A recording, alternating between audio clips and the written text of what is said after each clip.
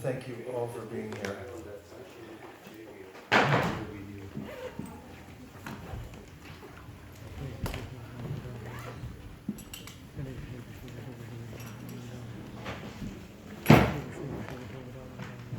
Thank you. Mao Krishna Padaya Krishna Preshtaya Bhutale Sri Mate Bhakti Vedanta Swami Niti Namine Namaste Saraswati Deve Gauravani Pracharine Nirvishesha Shunyavadi Paschati Deshatarine Jai Shri Krishna Chaitanya Prabhu Nityananda Sri Advaita Radhara Shivasani Gaura Bhaktavinda.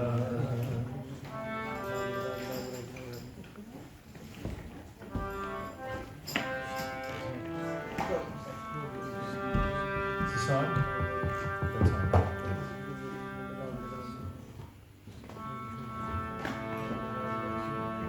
Is everyone prepared to chant Hare Krishna? Yes. Very much so. Yes. Hare Krishna, Hare Krishna, Krishna Krishna, Hare Hare, Hare Rama, Hare Rama, Rama Rama, Hare Hare.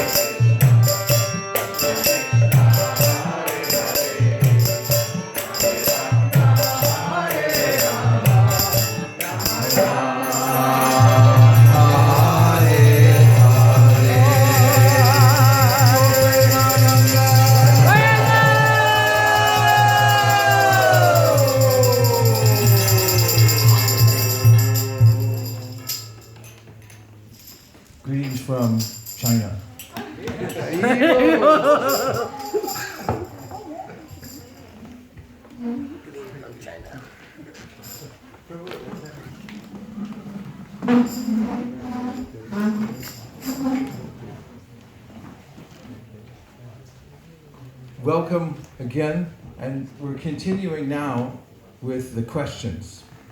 And from the beginning of our program, we talked about the importance of asking questions. And if you would kindly give back to me any of the main points about questions, who has advised us to ask questions, what kinds of questions are important, and so forth, from the stream of your consciousness, from what we've heard so far. Then I'll take us into the next question, which very much relates to a quintessential Bhagavatam verse. And since today is Bhagavatam Day, I think that it's very appropriate. And Gopal, Prabhu, takes copious notes. Oh, were you going to say something? Okay. So we may get everything in one fell swoop from Gopal. So there's the 4 questions, but what I had coming to me was the 6 questions of the sages of Naimisharanya. What is the greatest good fortune for humanity at large? Then, where did the religious principles go to take shelter after the departure of the Lord? And what are the pastimes of the son of Vasudeva and Devaki? The 10 avatars. What is the duty of a man who is about to die? And the essence of all scriptures. I believe that was the 6 questions asked in Naimisharanya. Very important, pertinent questions. Of which the answers are given throughout the Srimad Bhagavatam. And if they hadn't asked those questions, then we wouldn't have the Bhagavatam. Because questions are a hook. They bring out from what is hidden into plain sight, can be used to open the universe, open our hearts, actually see what's inside by asking questions. And that is one of the points that we mentioned, is about the sages at Naimisharanya. It was a session of questions and answers. Who can think of other points that we've discussed so far about the questions?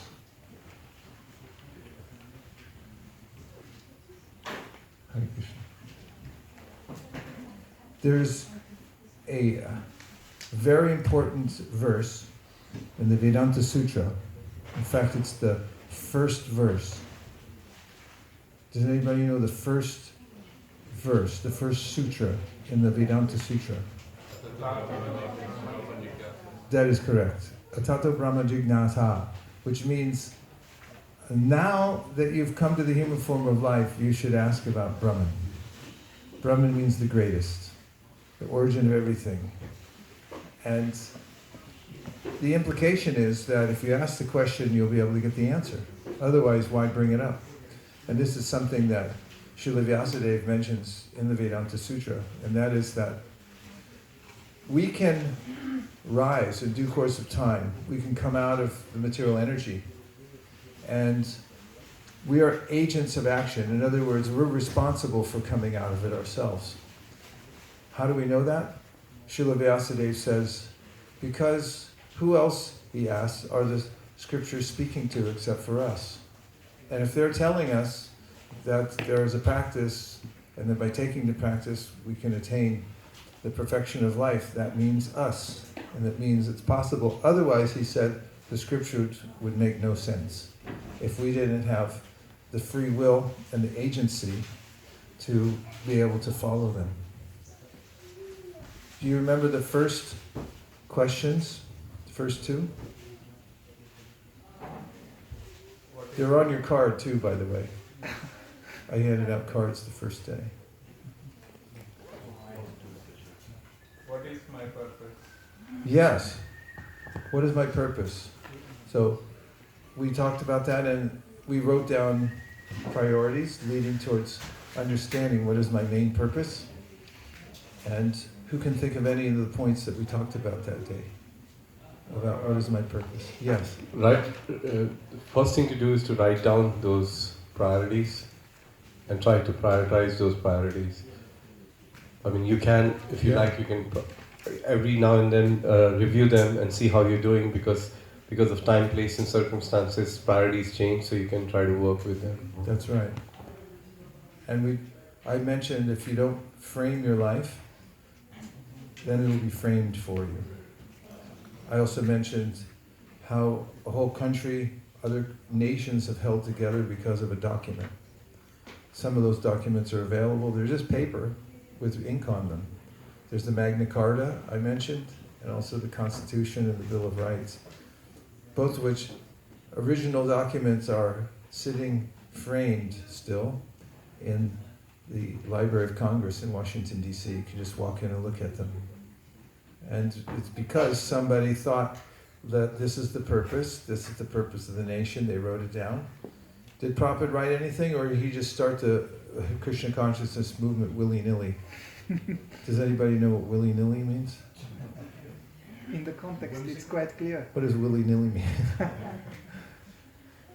Without a plan. Without a plan. Yeah, willy-nilly, just anything goes, arbitrary. 7 purposes of ISKCON. What about them? 7 purposes of ISKCON. Did Prabhupada write down the 7 purposes of ISKCON? Yes. Say yes. Yes! Yeah, he wrote down 7 purposes of ISKCON. He did a lot more planning too, but there's your purposes. You have to know what you're doing and live because you have a purpose.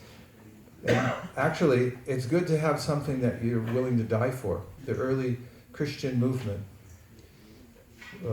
was remarkable in that there was a small group of believers who had heard about or had some even seen Jesus walk the earth and watched his miracles, and they started their movement. And to follow him, the Roman Empire at that time was not so favorable, to say the least. It was a great challenge to them, as it is to most authoritarian regimes. And there was no getting away from them either. They would chase you down if you didn't capitulate and give up your whatever particular heresy you had that contradicted the Roman system. And so Christians in the early days were pursued, and they were asked to give up their faith, the reason for which they were living, and most of them did not, which meant that they got executed. So one might ask oneself, how strong is my purpose? Would I die for it? And this is an important question to ask oneself. You're going to die anyway, but do you have something that you would die for, rather than just wait to run out the clock on the field somehow? So those are a few points we talked about. And one can understand when one's purpose is very strong, because when it is, obstacles are there as learning experiences. Talk about that in today's question. But when the purpose is strong, then we can overcome obstacles because we know where we're going and we just make workarounds. Any other points about purpose? Did you write some things down? Would you take a little homework time, and when you have a moment, either here or when you get home, to take some time by yourself and get a pad of paper? I suggest a legal pad, gives you a little extra room if you need it, and a pen, and start jotting down what your purposes are, or what your main priorities are, and then try to come to some purpose statements, like Prabhupada had the 7 purposes of ISKCON. What if you had your own Magna Carta, or a Constitution and Bill of Rights for yourself? Does anybody have one framed in their house? Prabhu, you have one? Yes, I have only one purpose, is to bear this life, support the way, the life I have to live, bear this life. Tolerate. Tolerate. That's good. That will come in today in one of the verses from the Bhagavatam that perhaps you can align with. Anybody have a purpose that you would die for? Die to live. Die to live? Yeah. So take some time, write down your priorities and try to solidify it. And I also suggested, if you come up with your list, frame it, put it on your wall, just like in the National Archives. This is the Constitution of the United States. It says, here's the purpose of the Union. This is why we're doing this. Form a more perfect union, and they have all these purposes behind it. And that document supports the whole legal system that we have in the United States. Yes. We need a microphone to the front, please.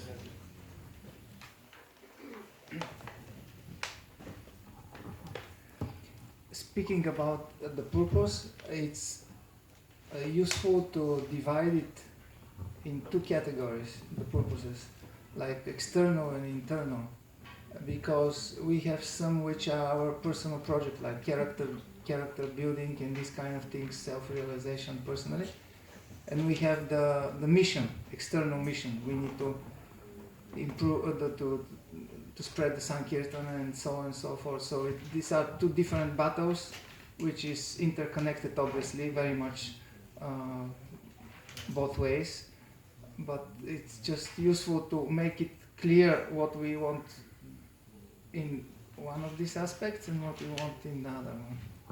That's parallel with Lord Chaitanya. He had external reasons and purposes why he appeared, apparently to spread the Yuga Dharma, and also to answer the request or more cry for help from Advaita Acharya. And then he had all his internal purposes. Of course, another external purpose was to teach the Rag Marg, Raghunaga Bhakti, because people were only interested in the majesty of God. And then he had his internal purposes, that he wanted to understand the greatness, the sweetness, and the mystery of his greatest devotee's love for him. And therefore, he had internal and external purposes. We may also. Okay, so number 2 question was, we talked about it last night. How can I serve? How may I be of service? Yeah, how can I serve? How may I be of service? And who can remember anything about that? Or how the conversation entered your mind? What it made you think of, or after we talked about it? Did you have any thoughts about that?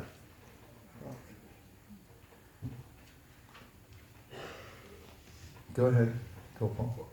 What I remember from yesterday's discussion of how may I be of service, we talked about how big corporations and companies give away a lot of, or even before they start a business plan, they say this much is going to go.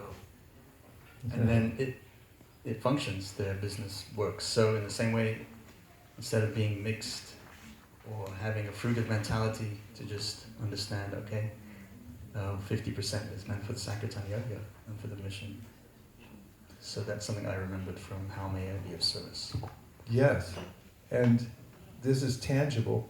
There's instructions by Krishna in the Bhagavad Gita that one should not covet the fruits of one's work, and if you decide ahead of time that you're going to give some of it away in service, then your work takes on a much bigger meaning than just working for survival. As Prabhu back there said, die to live. And most people consider money to be life, and they think, if I have money, then I'm alive. If I don't, then I'm dead. And if you give away some of the money you have, there's a great miracle that happens as soon as you give it away. Has anybody had this experience? You give away some of your money, your mind says, wait a minute, what are you doing? Or your intelligence says, no, you should do this, Krishna said it. But there's a great miracle that happens right after you release it. You raise your hand and say, 500! And then you go, God. And then 2 seconds later you say, hey, I'm still alive. I survived. Not only survived, then there's energies that rush in, the energies of feeling exhilarated that I gave, and then you start realizing the resources are fluid. They're all coming from a higher source. Nitya nityanam chaitanas chaitananam ekobahunam yovidadhati kama. Krishna's supplying. In fact, in the Bhagavad Gita, Krishna describes how there's a wheel of sacrifice. And we're meant to actually work out of a sense of giving. Whatever we get, we give. Because we're being given it every second. In fact, we come into the world as debtors because we've taken so much.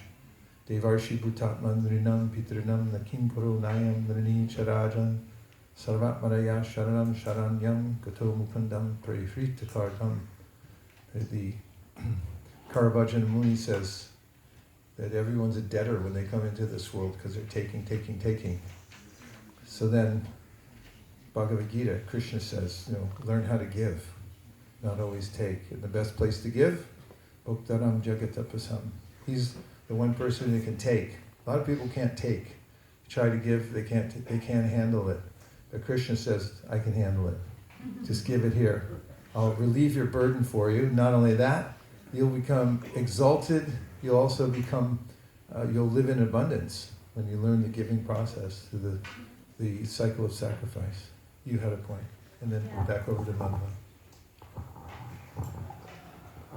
So you mentioned about when we see a material object, a sense object, and if we think, how can I use it in my own service, then we get smeared with the qualities of that object. And if we think how we can use it in Krishna's service, then we don't get any karma, and it can also deepen our spiritual connection. Thank you. That was very helpful. Good remembrance of that. We talked about how the whole universe is paraphernalia to be used in Krishna's service. And there's a way in which, when we learn this principle that everything belongs to Krishna and we have no intention of controlling it. Just like if you're a bank, let's say you're a bank teller. Any bank tellers in here? Let's just pretend you're a bank teller. Work with you on this. And you're counting, how much are you counting? It's francs here, right? No, euro. Okay, you're sorry. I'm way behind. I don't get out much. So, euros. Okay, let's say you're counting euros behind the counter, and say millions of euros come and go. And so what if you take €1 off the stack and put it in your pocket and you say, this is mine? What happens then? Is that okay? It's okay, right? It's out of millions of euros, and you just take €1 off the top of the stack and you put it in your pocket with the intention, I'm taking this home. That's all right, isn't it?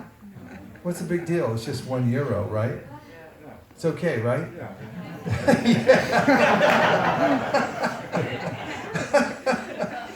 Bad, wrong. No, you get fired. If there's a camera watching and they see you take off the stack, but it's just €1. Not only you'll be fired there, you'll never be hired anywhere else. You're persona non grata because you took €1 off the stack. This is how the whole material universe is rigged. You touch it, Jyayato Vishan Pumsam Sangasteshu Vajayate. Now you've done something that it's illegal, but there is a way of moving about the universe in an enlightened way. Krishna teaches in the Bhagavad Gita.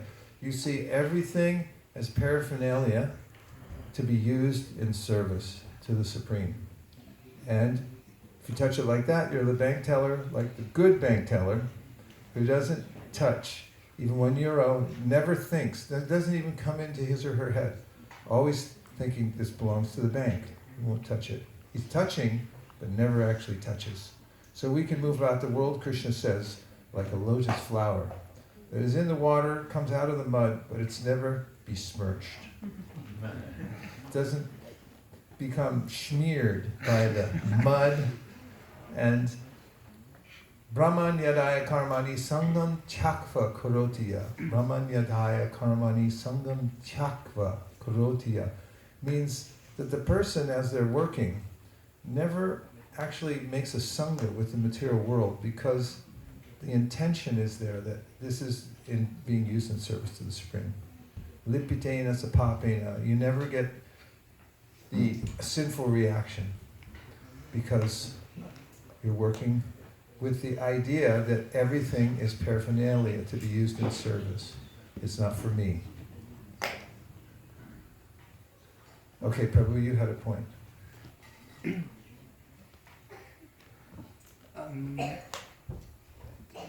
Materially, spiritually, of course, it's easy to understand, easier, but materially, sometimes some people have doubts regarding giving and receiving and so on and so forth.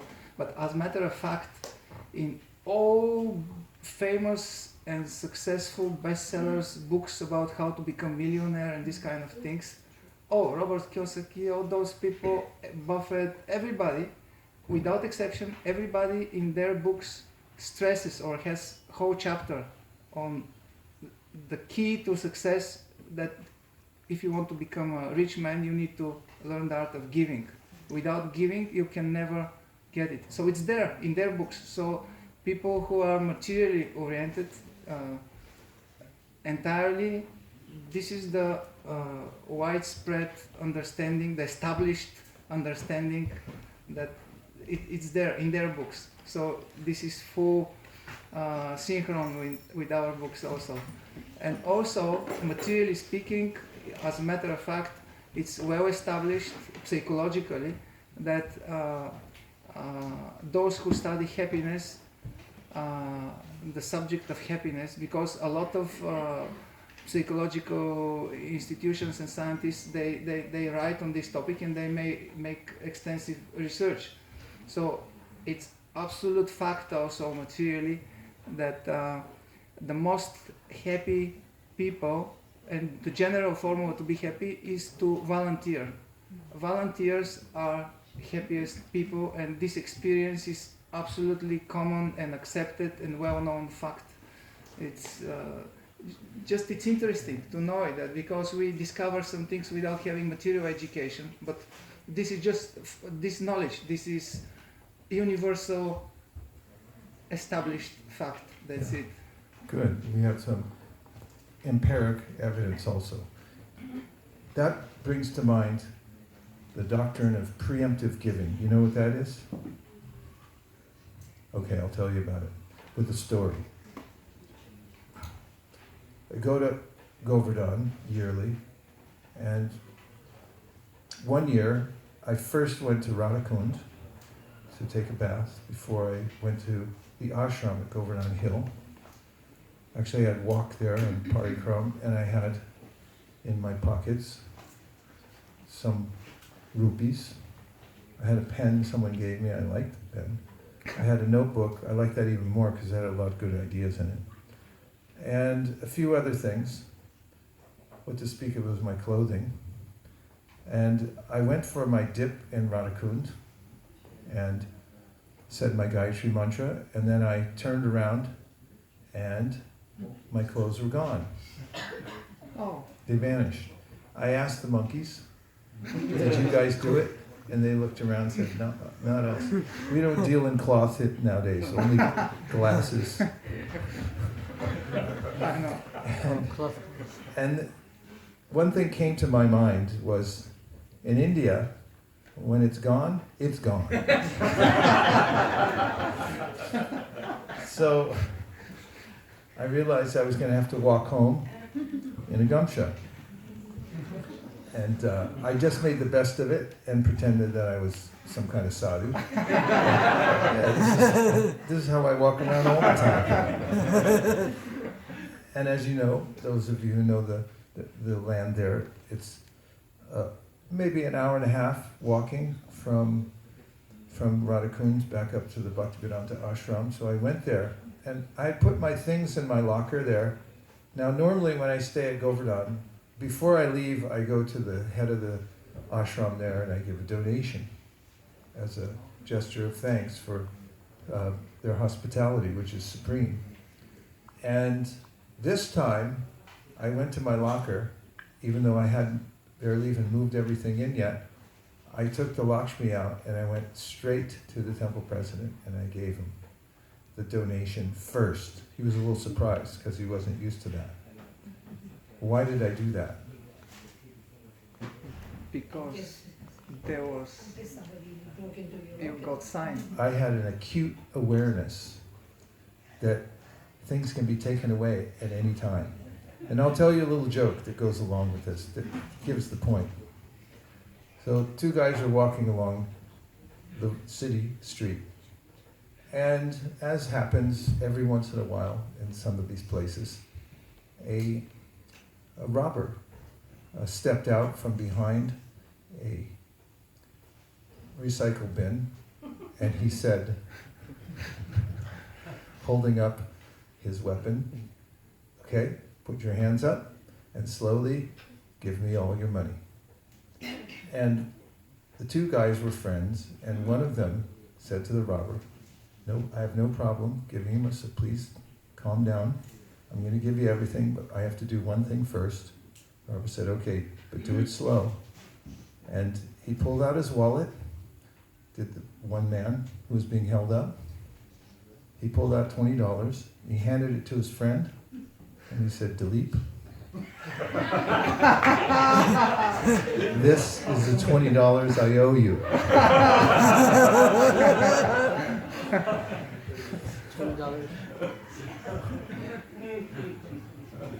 And thus comes the doctrine of preemptive giving, which says that if you wait until it's taken unceremoniously, which it will be, one way or the other, you don't get any credit. You're just the person who was unlucky or hapless. However, if you intelligently decide, I'm going to give it away ahead of time, and you give it to the right cause, with the right intention, then you get all the credit in the world. You can see from the story of Bali Maharaj. Bali was born in a demonic family. He was considered the king of the, wasn't considered, he was the king of the demons. Yet, he performed the acts of the doctrine of preemptive giving, and he just gave everything, handed everything over to Vishnu. Became one of the Mahajans for doing that. So, this is consistent with the idea that we should think of ourselves as givers, as servants. Don't touch it mentally and, of course, physically, but consider everything that we touch to be paraphernalia, to be used in the service of the Supreme, and give it away before it's taken away, because it will be taken away unceremoniously. Someone will come and ask you, you'll be the only one in the family that can help cousin Steve, who's fallen on hard luck, and because you have money, you have to give it. And then you have to give it. That money you had saved, and it will come from one direction or another. Okay, so we have 2 questions so far. The first question is? What is my purpose? Second question is? How may it be of service? And these questions are not just to ask others, and also not to indiscriminately go around and just, I'll serve every person I meet. Of course, we have that service mind, but we also discriminate and decide who are the best masters. We don't serve the senses, for example. Say, how may I serve you? Because they'll say, well, let's have an extra cupcake right after you just finished 10 others. So find out who the best master is and serve. The third question is a highly metaphysical question that appears, this is a summary of one of the most important verses in the Srimad Bhagavatam. And the third question to ask is, what is the lesson? Could everyone please say? What is the lesson? What is the lesson? Now there's a default mode when there are reversals in our lives. And I say reversals because this is most of the time when we need this question. Of course, we could use them at any point. But generally, when there's a reversal of fortune, one of the default questions that comes immediately to my mind is, why me? I didn't deserve this. Why me? Try this one. Why me? Why me? Why me? Why me? Why me? I didn't deserve this. And that one question, because questions are powerful, punctuation mark of the question mark is the most powerful in any language, can take one on us into the downward spiral of victimhood. That I didn't deserve this, why me, why me? The way to reverse this trend, this default mode of becoming a victim is to ask the question, what is the lesson? So when we're visited by various types of incidents in our life that seem to be confounding, we can ask, what's the lesson? And this aligns with a verse from Srimad Bhagavatam, which I'm sure you all know, from 10.14.8, where Brahma says, Tate nukampam susamikshamano bunjana eva kritam vipakam ridvagvapurvir vidaram namaste jiveta yomukte pade sadayabhak. What he says here is that there is an attitude which, upon assuming, one may inherit the kingdom of God. An attitude. And that attitude is exemplified by a person's tendency to ask, what's the lesson? So what Brahma says, Tatenu kampam susimikshimano. The person eligible for going back to Godhead, first of all, is always expecting the Lord's mercy because he or she knows that Krishna is perfect moral agent. In other words, he's not only perfectly moral, but he's also perfectly compassionate. He's known as a Karuna Sindhu, an ocean of mercy. He's all good, and everything he does for us, whatever happens to us, happens for a purpose. And the devotees, therefore, always expecting mercy from the Supreme Personality of Godhead. Meanwhile, life goes on. So he says, Tatenu kampam susamikshamanu bunjana evatma kritam vibhakam, which means that when the devotee experiences a reversal of fortune and feels put upon by the material nature. Have you ever felt put upon by the material nature? Yes. You have? Yeah. Okay. Just a few of you though. Most everyone else is unscathed. Put upon by material nature. That person considers, because the universe is a benevolent creation of the Lord, meant to bring us to our highest potential so that we can fully embrace the Lord's mercy, and that everything that's happening to me is a result of what I've done here in the material world. In fact, the language of the Sanskrit has some very interesting implications. Bunjane vatma kritam vipakam. Where does that word, how does that word, why does that word sound familiar? Vipakam. If you just think of the fifth canto and the hellish planets, have you ever heard of Kumbhipaka? Who's heard of Kumbhipaka? It's a place where, boy, it's a family show, I hate to bring this up, but you get, as a sinful reaction, you could get boiled alive. Because sometimes people take pleasure in boiling animals alive. It's a thing, actually. And so Bhagavatam says there's a reaction. You could get boiled alive. So that's Kumbhipaka. So the inner meaning of this verse, Tatenu kampam susamikshamano bunchana evatma kritam vipakam. The devotee's thinking, I got in the pot. I lit the match. I'm sitting in the pot. Now I'm getting cooked. Whose fault is that? Mine. Huh? Mine. Right. I'll say it again. My fault. I went and got a pot. I filled it up with water. I put wood underneath it and paper and maybe some kerosene. I'm in the pot. I lit a match. I lit the pile of kindling underneath it. and now I'm getting cooked in the pot. Whose fault is it? A, the government. B, Krishna's fault. C, mother-in-law. D, me. E, none of the above. Which do you choose? D. Yeah. So, D, your mother-in-law? You're right. It was D. Okay, so this is what Brahma said is the attitude of somebody who's prepared to go back to Godhead, who has the attitude which not prepares, but entitles one to go back home, back to Godhead. That's exactly what he says. Tatenu kampam sumikshamano bunjana evatma kritam vipakam ridvagva purvir vidadam namaste. Meanwhile, he goes on worshipping the Supreme Personality of Godhead with body, mind, and soul. And he worships the lotus feet of the Lord. And such a person, Sadaya Bhak, is eligible to go back home, back to Godhead for this quintessential attitude that she's asking, what is the lesson? What am I meant to learn from this?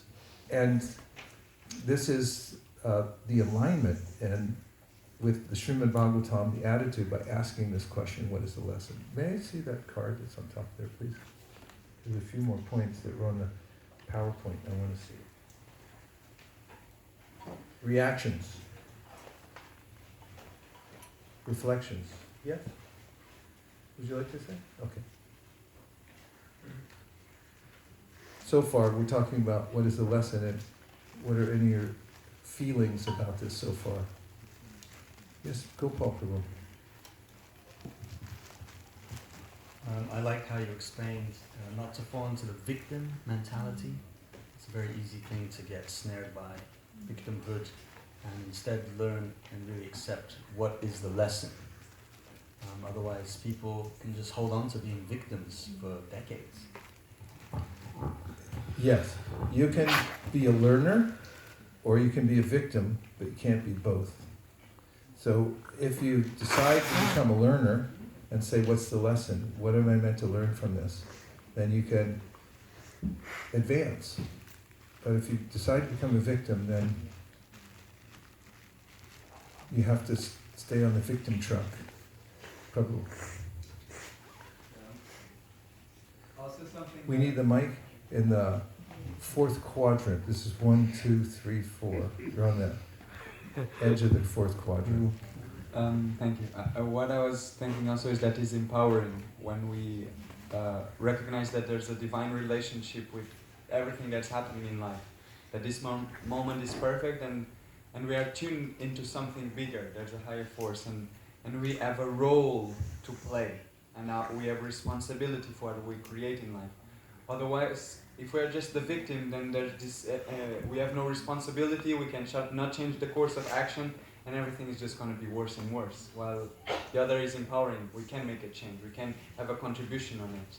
And so what do I have to learn? So I contribute for a better future. You're very articulate. How did you get like that? Go ahead, let's give him a hand.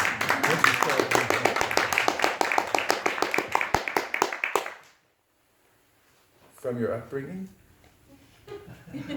I don't know, from life. That's From life. No? He's distributing books, Distributes books. so this contributes. That's for a sure. good place to get immediate feedback from your environment. It's like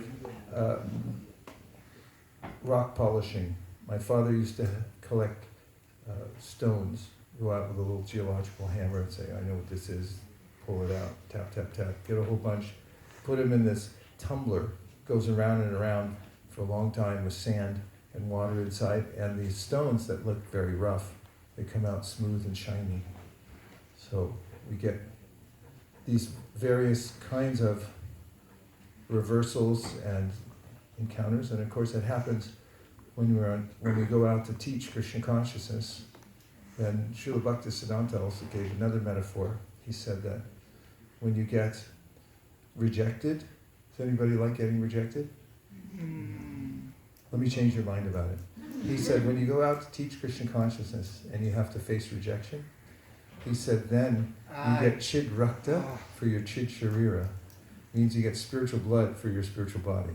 You're making an investment. A similar idea, those who take this lifetime and all of its roughness as a means to refine oneself, become more perfectly in line as a servant of Krishna, those people become eligible to go back to Godhead. So we can learn from whatever happens, but we have to ask the question rather than becoming a victim. Were you going to say? Yes. Can I add something? Yes, please add. Saint Teresa of Avila, a saint from the Christian church, I read a book from her called The Path of Perfection. It's a treatise on prayer. And something interesting that she said along these lines is that the saintly people always welcome challenge and difficulty in their life. And the reason why she chose to welcome challenge was because every time the saintly person has full faith in God. So he welcomes the challenge knowing fully that God will elevate us above. And that will allow his devotee to be glorified. And in that way the Lord's glory will be spread over the world. And we see in great saints that they all went through great difficulties. We have Srila Prabhupada, Jesus Christ, Haridas Thakur, but that becomes their glory. And so that really changed my mindset, because to welcome challenge, most of us, we are afraid of it. But when we welcome challenge, when we welcome difficulty, we allow a possibility to elevate ourselves and to glorify the potency of the Lord. So difficulties and lessons are good things, because they glorify our character and our personality. Thank you for framing that. In fact, the next point on the list under what is the lesson is, problems are our friends. Would you like to agree or disagree with that? Problems are our friends. Agree. You say Jai? So Giriraj Maharaj tells a story. He says when he was in Bombay, that there was a young person who was translating Prabhupada's books into Marathi. And this young man's father would come along with him because he would meet with Srila Prabhupada to consult about how the translations were going. And the young man's father understood the value of saintly association.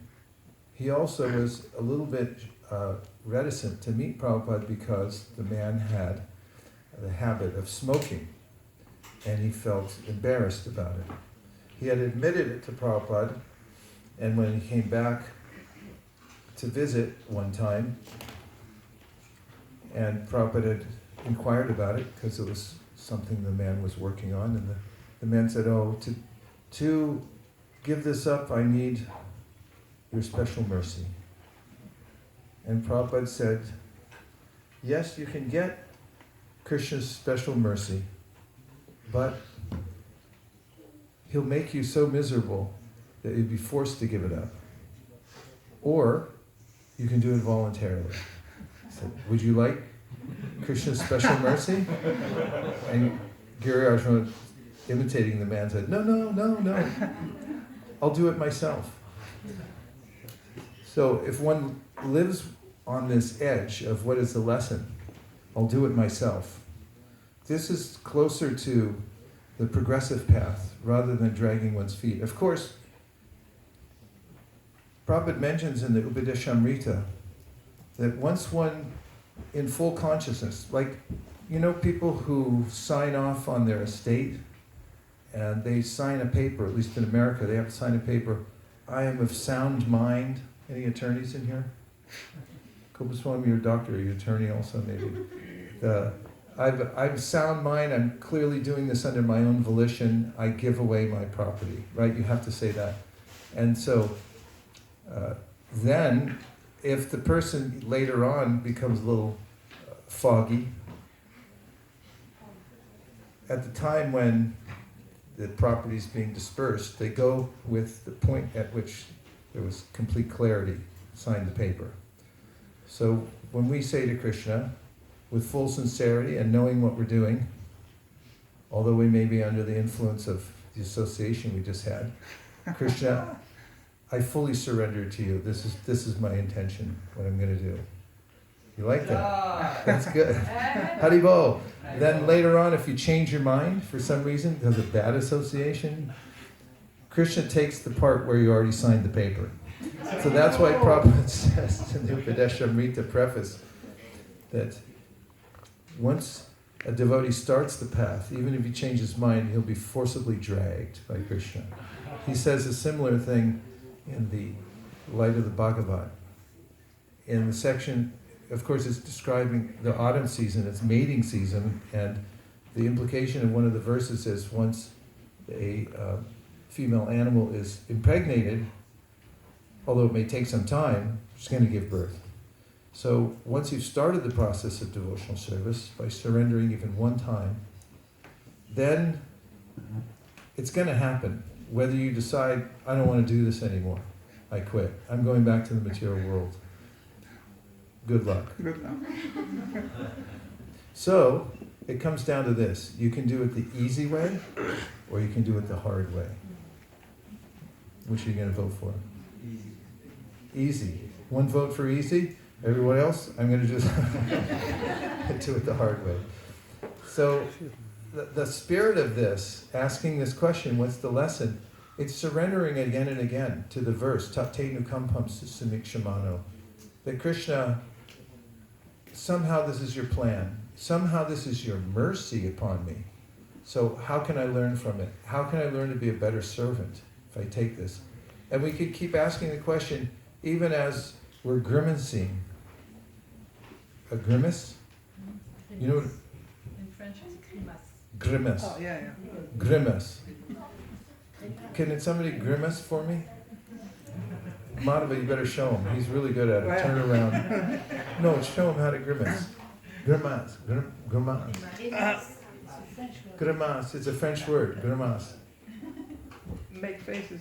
Okay, how's he doing? In a very uncomfortable situation, or you feel assaulted by somebody's foolishness or something, you might grimace. And so we may grimace at the various events in our life, but even as we're grimacing, we may ask the question, what's the lesson? And that brings us back to the verse, Tatenu kampam susamikshimano. Let me ask this question, rather than why me, and I'm going to get even with this other person.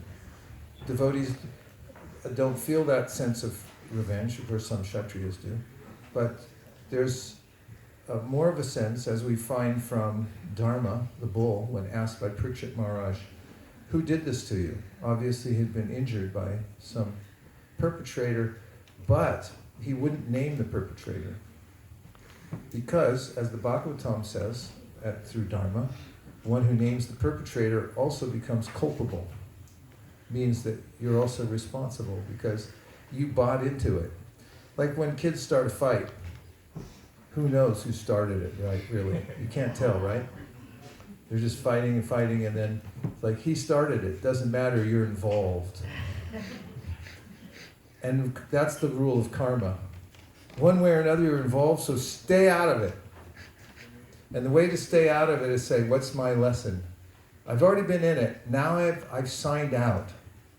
And whatever happens as a reaction due to my past sinful reactions that I started, I got in the pot, I lit the pot, now I'm getting cooked. So the question, what's the lesson? Why is this happening? What do I learn from this, rather than I don't deserve this, why me? Then we're aligned properly with the Srimad Bhagavatam, and this is the important verse that teaches the attitude through which one can go back home, back to Godhead. Okay, what do you think? Yes, Havi Prabhu. We need a mic in the quadrant number 2. The question of sincerity comes in when, how do we know when I'm sincere or I am just being honest with my limitations in relation to devotional service, either with discipline, with obligations, with the process? such a good point. Getting down to more of the subtleties. That this may sound glib. Just ask yourself a question and then you'll be on the path back to Godhead. It's an opening. It's a beginning, but the process to getting there may be a little longer. At least it keeps us aligned with the main idea when we ask the question.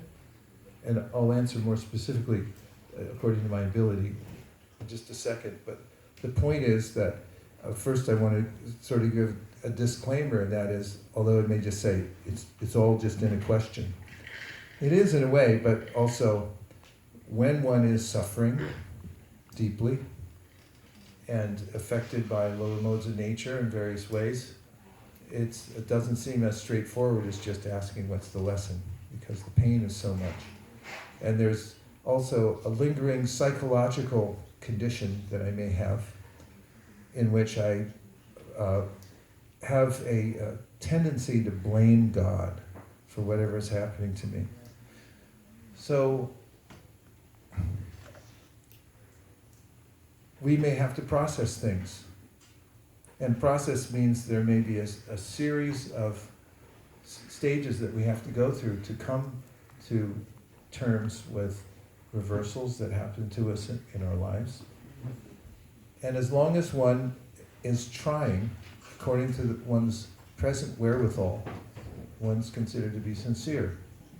Prabhupada points this out in the 31st verse of the Bhagavad Gita, Shrupam Bhavati Dharmatma, Shashvash Shamsin Nigachati, Konteya Pratijanihi Name Bhakti Pranashiti. In fact, if somebody can pull it up, I'll read it, the purport, because it's really important. And may I? Somebody look up Bhagavad Gita 9:31. Coming.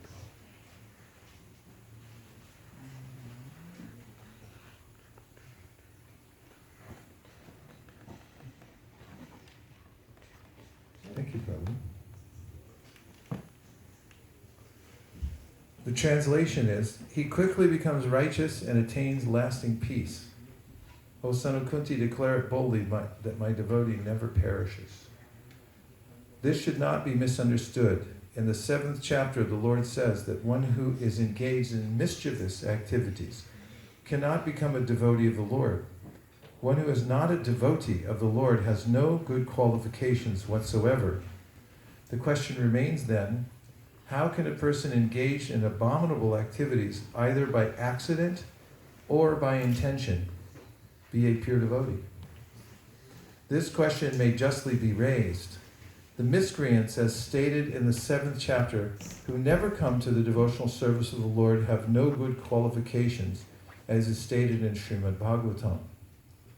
Generally, a devotee who is engaged in the 9 kinds of devotional activities is engaged in the process of cleansing all material contamination from the heart. He puts the Supreme Personality of Godhead within his heart, and all sinful contaminations are naturally washed away. Continuous thinking of the Supreme Lord makes him pure by nature.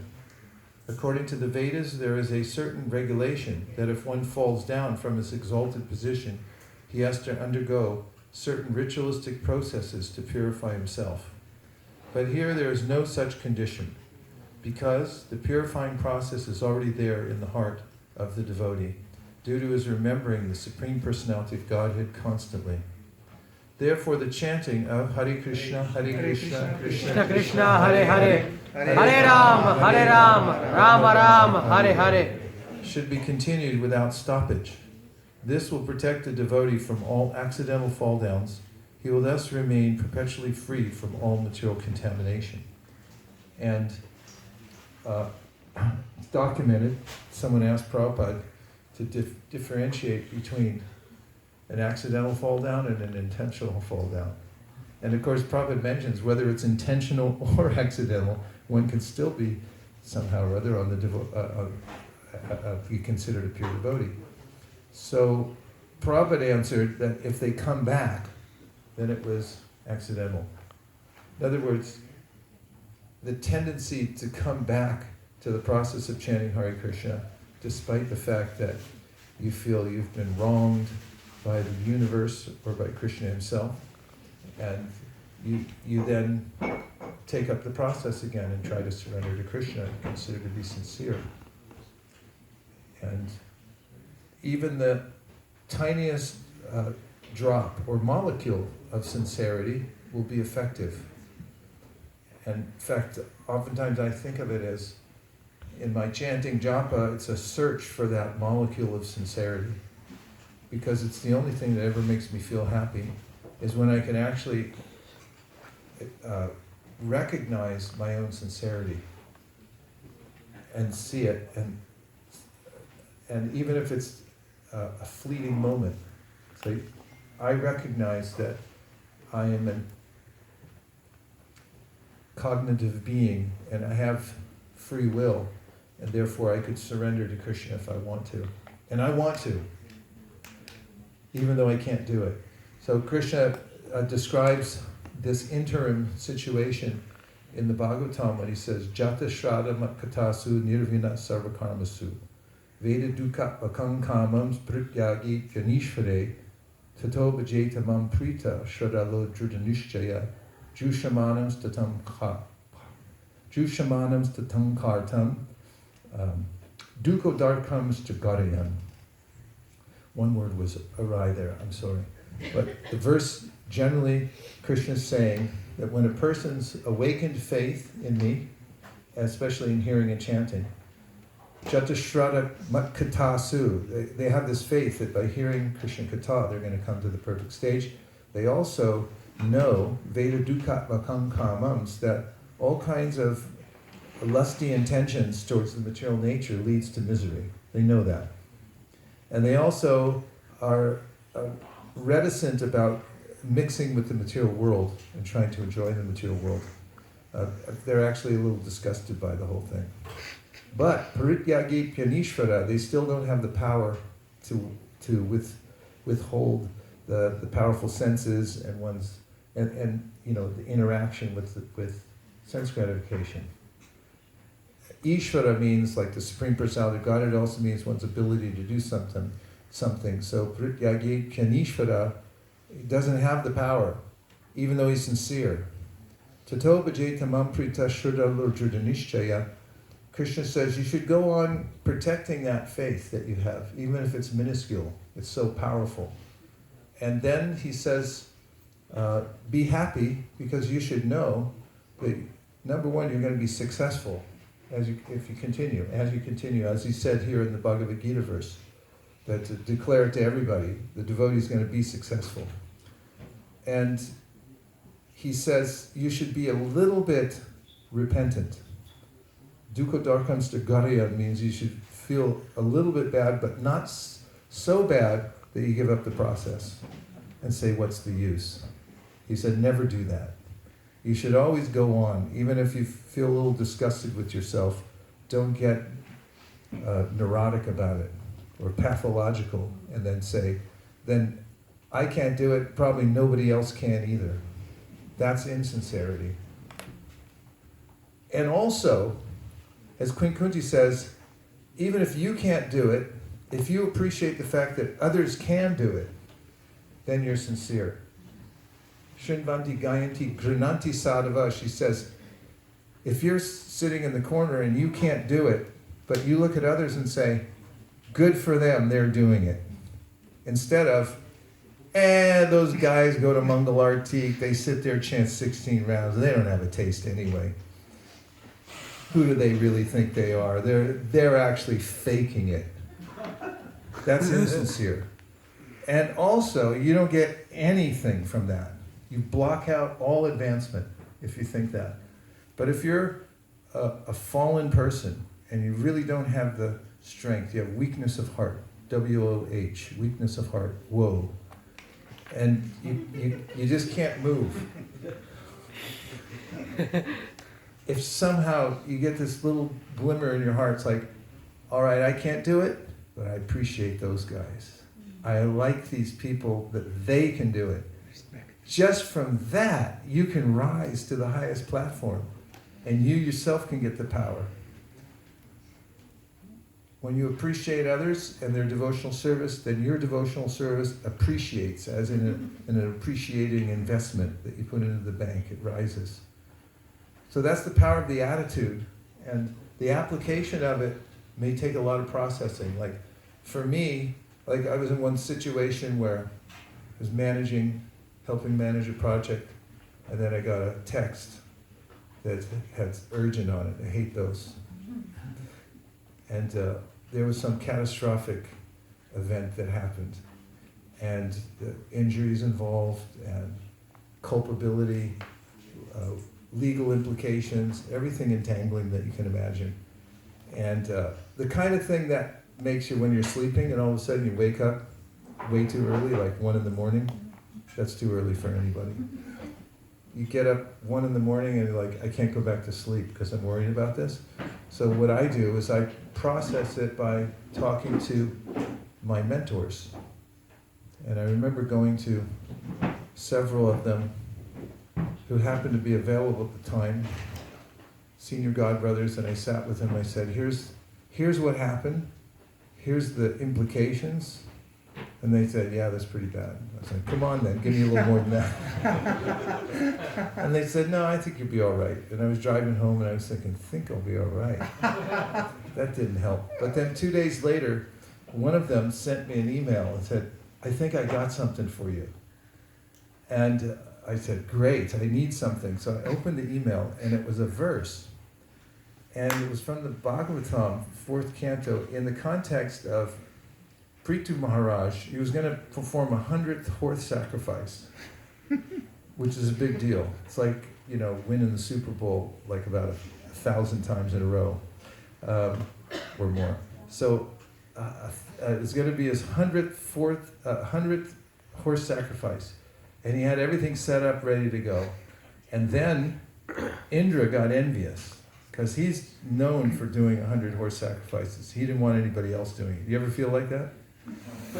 I hope the guy doesn't do one more book, because no, that's a bad feeling. Bad feeling. That's the part we want to leave behind. So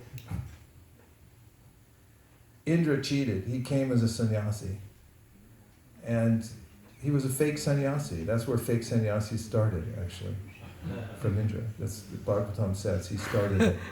So he came as a sannyasi and he stole the horse, and nobody said anything because, like, sannyasi, don't, just bow down, that's it, The horse was gone, so he said, we'll just try again. They put up another horse. They were about to start. He changed into another kind of sannyas, and he came down and he stole the horse again, and by the third time, Prithu Maharaj, who's normally completely equipoised, became so angry he wanted to kill Indra.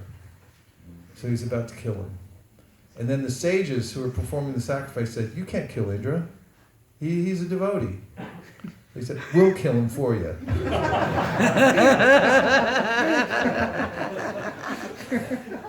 So the way they do it is through mantra. So they're about to do an oblation and say a mantra that would suck Indra into the fire, and he would perish. And just before that happened, Brahma came, and he started preaching to them, said, cool it. And then he talked to Prithu Maharaj, and he said, when providential reverses of fortune come into your life, he said, tolerate. Because the more you try to fix them on a granular level, the more you'll enter into the deepest regions of anxiety. That's the verse I read. I was like, hey, that is something. That did help. It's like medicine, actually. Then I read the purport, and Prabhupada says in the purport, even very religious people who are fully dedicated experience reversals of fortune in their life. But he says, Krishna in the Bhagavad Gita recommends that we tolerate such things. So there's a way that when we're going through what we have to go through in this lifetime to become fully sincere, we get tested. This is like the crucible, which is the implement through which one purifies gold. You put it under intense heat, it melts, and the impurities come off. And in fact, in the purport, to tatenu kampam susamikshamanu, unjana evatma kritam vibhakam. Our acharyas give commentary. And first of all, Sridhar Swami, the great commentator of antiquity, says that what is the duty of the son of a very rich man? He's an only child. What's his duty? What should be his main purpose in life? Stay alive. Stay alive. The Bee Gees said it many years ago. So, just stay alive. So, BTG said. yeah. Anyway, stay alive somehow or other because you'll inherit. It's the law of primogeniture. You'll inherit from your father. That's just the way it is. You're going to get it. So he says the duty of any devotee is singular, and that is somehow or other stay alive. Somehow or other stay alive. Be inventive if you have to. Hold on with your fingernails. Whatever you have to do, stay alive somehow or other in Krishna consciousness so that you end up, don't quit the team. So even if you're not a player on the team, on the field, if they win the championship, you get a ring too. Even if you're the water boy, you still are on the winning team. So just stay in there. And the second thing is second point is made by Srila Vishwanath Chakravarti Thakur. He says that when you surrender to Krishna, you're freed from your karma. We know this. Krishna says, Sarva dharman parityaja mamekam sharanam braja aham tong sarva papebhyo mokshayishavi masaja. Krishna erases your karma. You get a do-over. And so then, what's all this other stuff happening? Like, why do I seem to be getting reactions? They seem to be karmic reactions. Are you sure it's all done? So Vishwanath Chakravarti Thakur says, no, these events are not karma. They're actually Krishna's customized suffering. He knows what the last vestiges of attachment are. It's like if you've ever burnt toast. Anybody? Yeah. You burn toast, and 2 days later, somebody walks into your house and goes, hey, who burned the toast? It lingers. So once we surrender, we give up our karma, there's still a little scent. There's a last vestige of desire to enjoy the material world in a particular way. Everybody has some little chip still in the game, hidden in back pocket somewhere. And so Krishna knows what it is, and he knows where you hid it. And so he expertly gives you some kind of misery, specifically designed so you'll give up your last chip or chips, whatever you have left as a token of your stay in the material world, a little parting gift that you want to take with you from the material world. He knows how to abolish that in your life, and he takes it away by giving you these custom-made miseries. So they're not karma, they're actually Krishna's special mercy to each individual. And if somebody has the wherewithal to understand that even a little bit, they're sincere. So sincerity is the most powerful substance on earth, and it's not so easy to get. If you go to Old Delhi, to a little shop called Gulab Singh, it's a little hole in the wall where they sell oils, family business, best essential oil in the world. Big companies come from all over the world. They'll buy a tiny little bottle of something for $20,000, $30,000. I remember one of my godbrothers who was an ex-drug dealer. He was buying oils there, and he said, "That's more expensive than drugs." So, if you go to Gulab Singh and you say, "Listen, Gulab, I got $1 million here. You give me one tiny bottle of sincerity." Gulab says, "Sorry. We have everything else. We don't have that." That has to come from our free will. That's the most amazing thing in the universe, actually, that we can muster that. And that's where the excitement is in the material. Everything's boring here in the material world. It's been chewed billions of times, and then it's sitting there. It's sugarcane juice that's been put through the grinder a billion times, and then you come along and say, just try it one more time. Maybe there's another drop in it. But the real excitement is to approach that little ledge where you say, and maybe I will surrender to Krishna, come what may. And Prabhupada says, when we become devotees, we give up gambling. There's a replacement for all of the sinful activities, just so you don't get bored. And for gambling, he says, the replacement is surrender to Krishna. That's exciting. Okay, Krishna, I put it in your hands now. You're rolling the dice.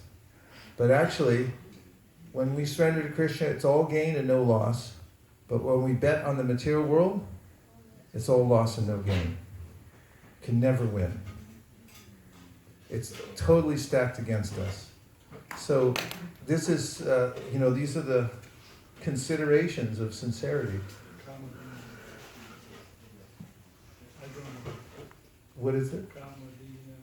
Kamadina Katina Katida. Yeah, well, Prabhu is mentioning a prayer where the devotee is saying, for how long and how many ways have I served the bad masters of my senses? But no mas. No mas. Now I'm going to surrender to Krishna. And that's my new program. And even if you can't do it yet, if you make the declaration and you're sincere in your heart that you find that little drop of sincerity, molecule somewhere floating around, you say, it's in me, I can do this. That's the moment of clarity that changes the universe. That's why when people come to initiation ceremonies and people make a vow means sincerity enacted. You actually step up and you say, not only am I going to do this, but I'm going to say in front of everybody that I'm going to do it. That's heavy. And you come up and you say, I'm going to follow 4 regular principles. I'm going to chant 16 rounds the rest of my life, no matter what happens, even if there's a huge flood and my beads go floating down. I'll find a cloth and I'll knot it up 108 times, or I'll count on my fingers, whatever it is. I'm going to do this forever. That's when, people always come to initiations and they lean in. It's like, you're going to do what? You're going to say it? Are you going to say it now? And they say it and everyone's like, you'll notice the kirtans after initiation, everyone's dancing in ecstasy because something just changed in the universe from one person saying, I feel my sincerity and now I'm going to do it. I'm actually going to make a vow. And I'm going to take it up. And that's what makes life sweet. That's what makes life exciting, and that's devotional service. That's what we have. And it all stems from this attitude, Tatenu Kampam Susumikshamanu, and it's epitomized by this question. And not just epitomized, but also enacted. You start the process by continually asking this. Instead of going into the default mode, woe is me. And why me? I didn't deserve this. He should have died, not me.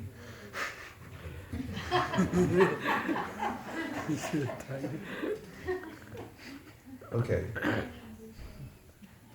Yes. That verse is 4.19.34. 4:19.34. Let's read it because it's medicine. You're going to like it. Or your money back from this seminar today.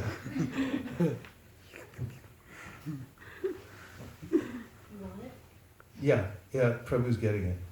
He's got a fancy phone, and I kind of like it.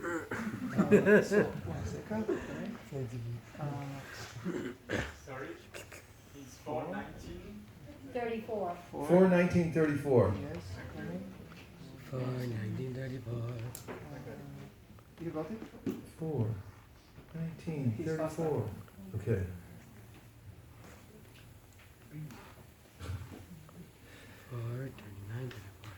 Yeah, this is it. Masmin Maharaja Kritasmatintam Nisham maya smad vacha adritatma yat jayato daiva hatam nukartum mano tirushtam vishate tamondam.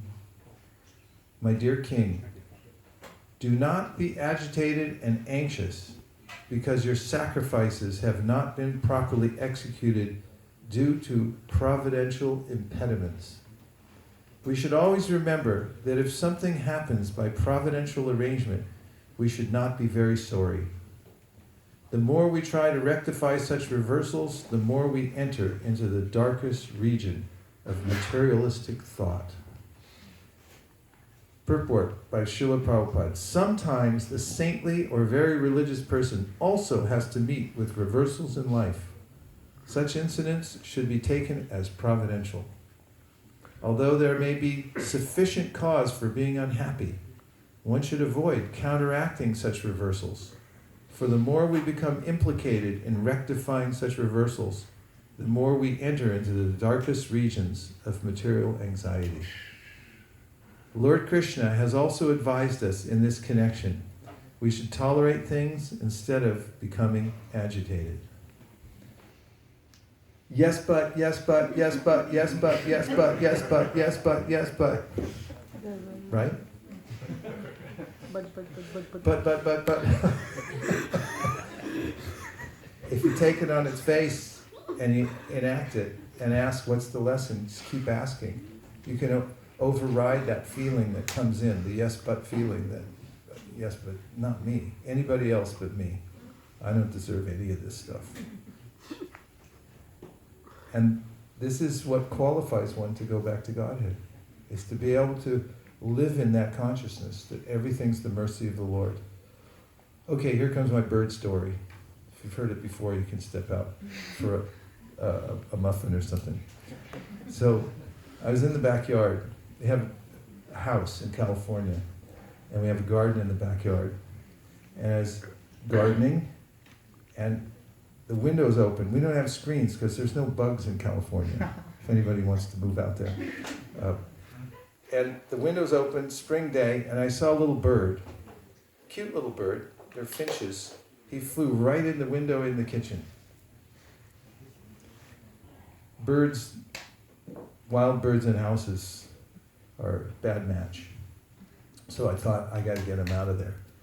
And I went up the stairs into the kitchen, and I saw the bird, and I said, I'm going to let you out of here. And I started opening a couple more windows, because he didn't recognize how he got in, I think. And as I opened the windows, it kind of seemed like an alarming gesture to him. Some big giant throwing huge stacks of something and the noise it made, so he flew into the next room. He went to the next room, I did the same thing. I thought, let me give him an exit strategy.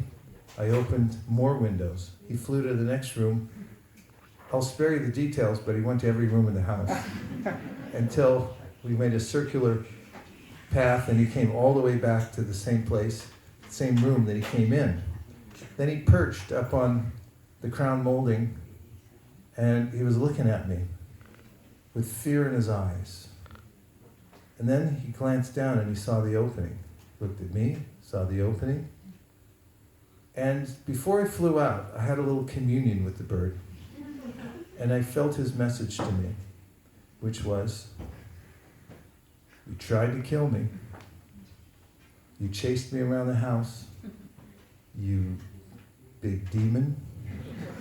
But I'm smart. I'm going to get out. He swooped down past me as if, I was going to swat him or something like that. And he flew out the window and took off to tell his friends that he got away from an ogre that day. I sat down, emotionally spent, actually, because I had an existential moment where I thought, that's me. I'm that bird. That look of terror in his eyes. The person who wants to free me is opening all kinds of doors, but I interpret it, according to my perspective, as some kind of dangerous and menacing, even, gesture towards me, not a gesture, an attack, on my right to enjoy the way I want to enjoy. And that's what Krishna does for us constantly. He's arranged everything. That's the meaning of this verse. He's arranged everything just so we can be happy again. But I interpret it, you're trying to kill me, why me? You're mistaken, sir. You've picked the wrong guy. I'm not the person who should be subjected to this. So we can align ourselves with Brahma, with the Srimad Bhagavatam, and with this mood, and live in that vein of happy realization that whatever happens to me is coming from the mercy of the Supreme Lord. Okay, we'll take a couple more reflections or a question.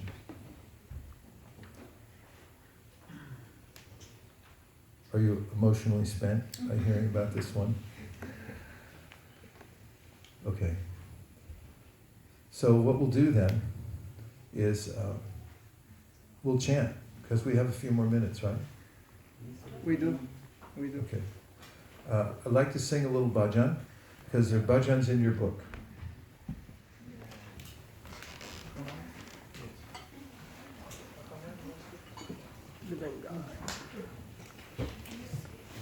Oh no, please give the Havi and I'll sing the bhajan if you need.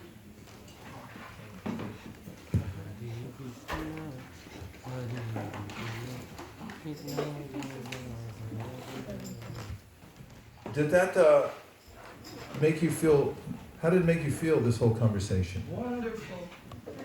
Enlightening. This is a... Could you be more precise? Like, Yes, I can be more. yeah. This is a PhD in high philosophy, Krishna consciousness. Your eloquence and your genius just came out in such a way that nobody can move, nobody can say anything. So thank you so much. Thanks, Havi. That's why I always associate with Havi to get encouragement. That's what keeps me going, you see. It's a heady subject, isn't it? Yeah. Okay, so do you want a song that's kind of a little bit, in a minor chord and a little like subdued, or you want an upbeat, you want a lift? I once saw a play called Duchess of Malfi, because my parents took me to Repertory theater when I was a kid. And in this play, everybody gets killed. It's the most depressing thing I ever saw in my life as a kid. I'm still traumatized, you can probably tell. And so it's a very, very innovative troupe called Berkeley Repertory Theater. So after the last scene, when you're going, oh my God. I mean, all the lights go out, it's pitch black in there. And a few seconds, everyone has a minute, just like maybe 10 seconds to process what just happened. And all of a sudden the bright lights come on, the whole cast comes out, all the people who just got killed, and they start dancing to this really upbeat music, just to counteract the effects of the play. So I'm just thinking, do you want an upbeat song? A little something upbeat? Okay. Pardon me? 56. What's on 56? Yeah, that tune to it isn't that upbeat. It's still a little pensive. I'm thinking more like Doyal Nitai Chaitanya Bole. I'm not sure. Favorite of kids all over the universe.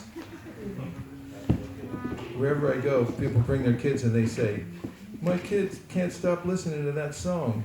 What page is it on? 58. Okay, 58.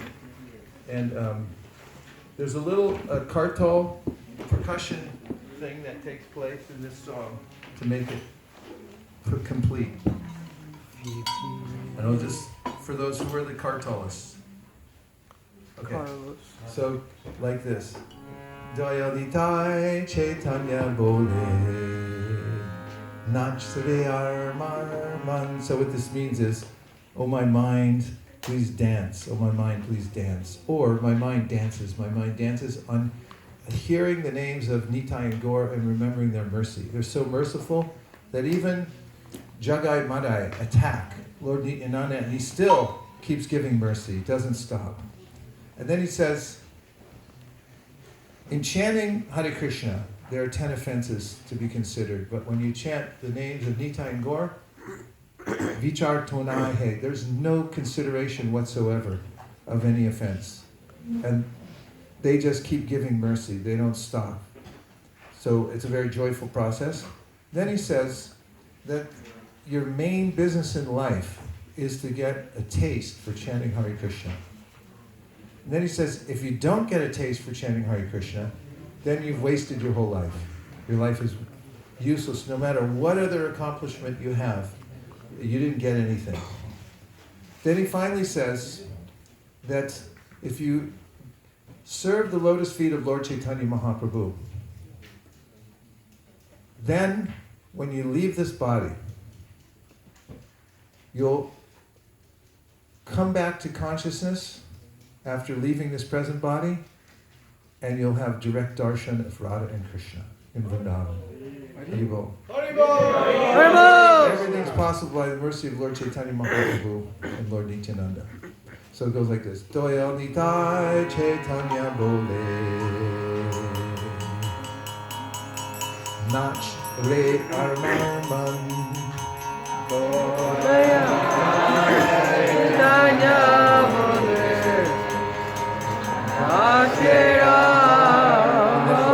Nachari Armarman Nachari Armarman Nachari Armarman Nachari Armarman. Hey! So, Nachari Armarman. Let's see on the cartels. Nachari Armarman. Yeah, kind of like that. Let me see it just for a sec. I'm not playing Madanga these days, but I'll just, no, just on the Madanga. I'll just show you that one tiny little, that's what you did. Madanga heart. Madanga me. Shall I take this? Oh, I got it. Nachari Armarman. Nachari Armarman. Nachari Armarman. Nachari Armarman. Hey! Nachari Armarman. Nachari Armarman. Okay. Makes a difference. Page 58, right? Okay, here we go. I think I can, I just need a peek, I think. And, yes, just, yeah.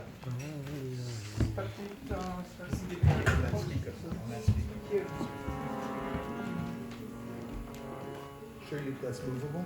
It is. Okay. Okay, thank you. Sorry for that.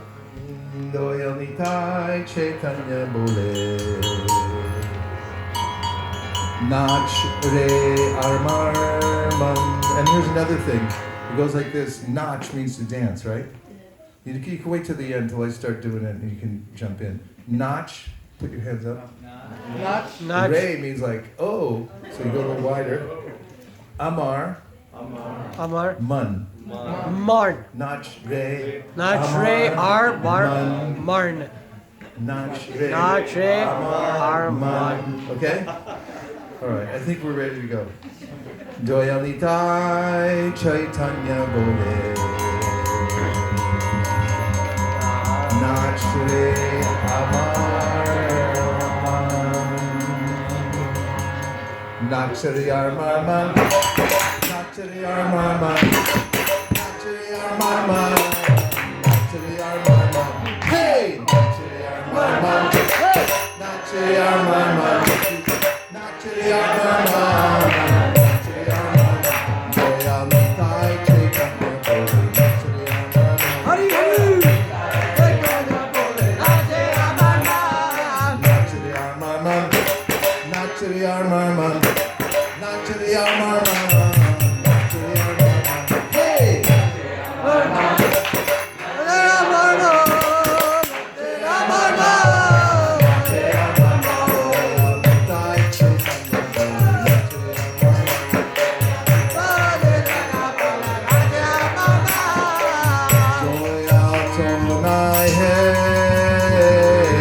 It's a new songbook.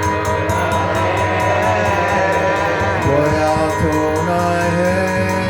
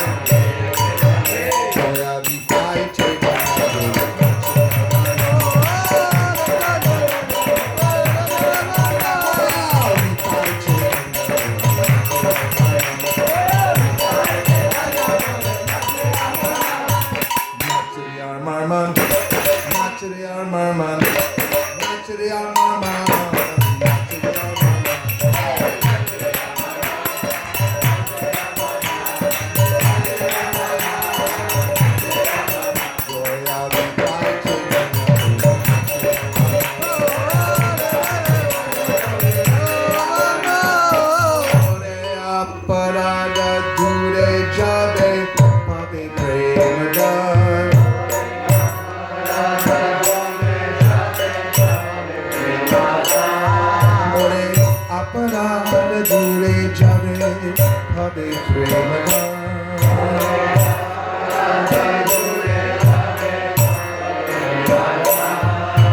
বিচার তো না হে বিচার তো না হে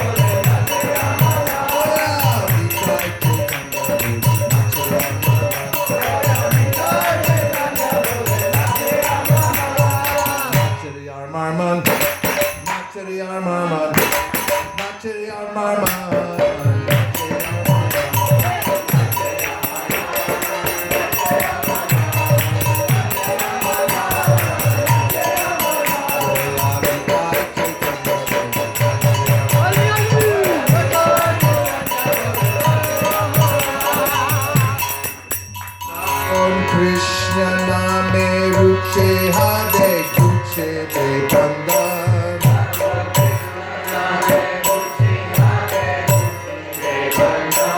Thakon Krishna name ruchi hade kuche de bandhan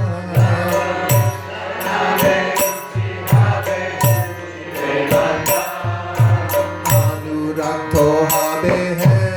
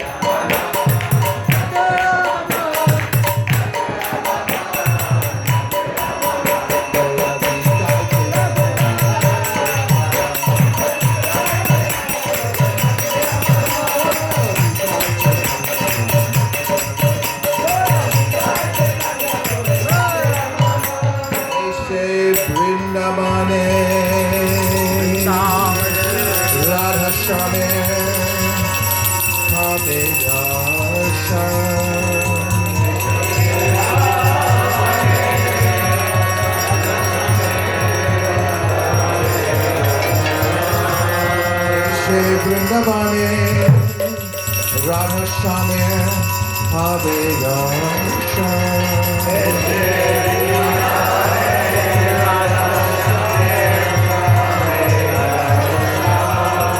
Chaitanya Mahaprabhu comes to this material world to dissipate the darkness in the heart of everyone.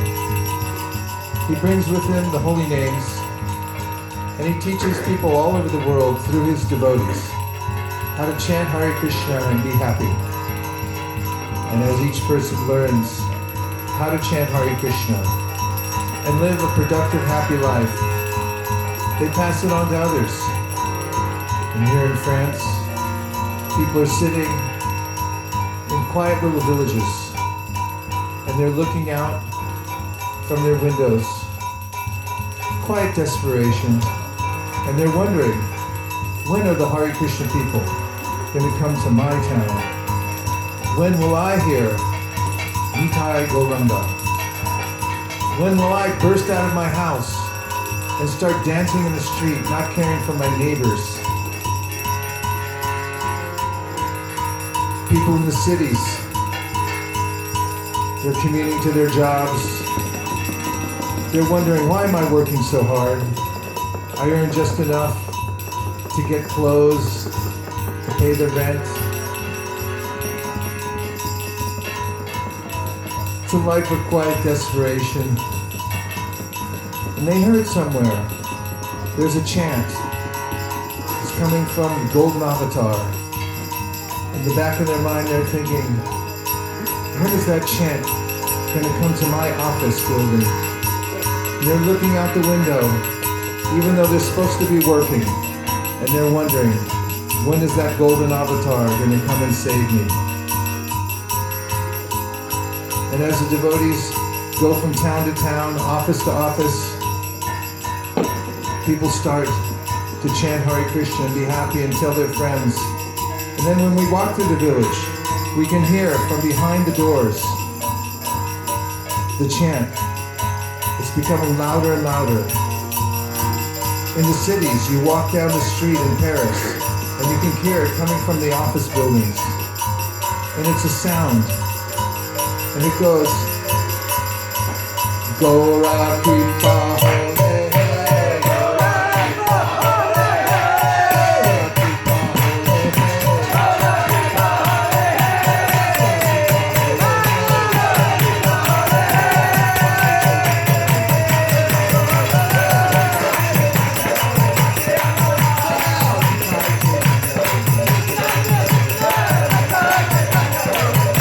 Gora Kripa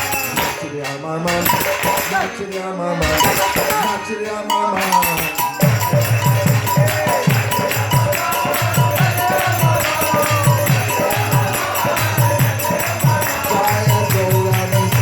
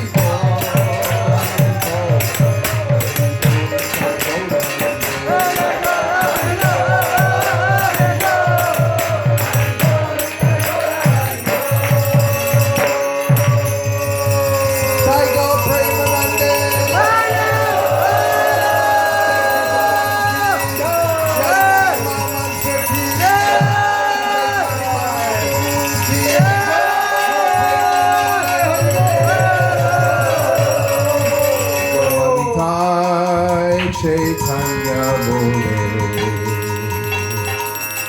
Nach Re Amar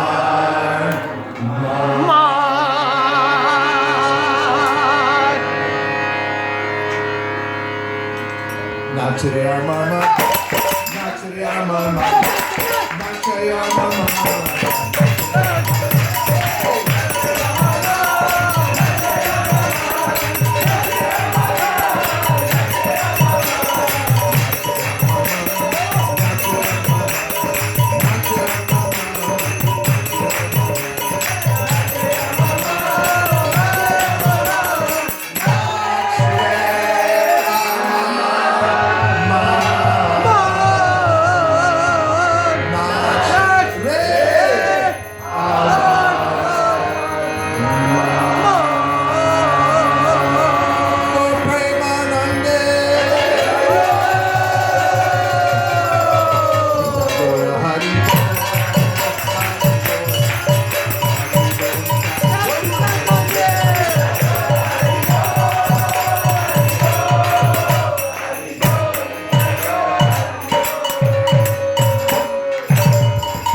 Marimbas, harmonium. Madunda. For the kartal players. For the tambourine. For the Hare Krishna dancers. For the Hare Krishna singers. For everybody in France. In Europe. All over the world.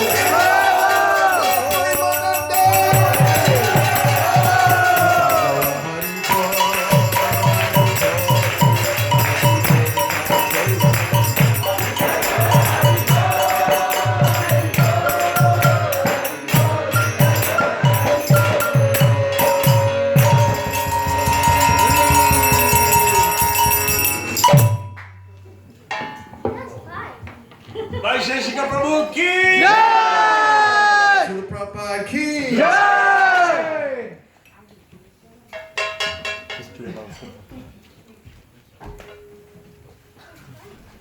How was the bhajan?